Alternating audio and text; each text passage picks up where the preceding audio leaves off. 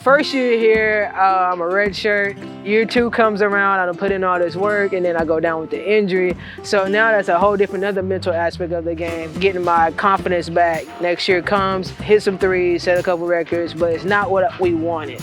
And like, I wanted that championship. And Coach P and her staff did a phenomenal job of teaching us, like, it's you against the world. And then here we are year 4, and we really have that connection. We're firing on all cylinders.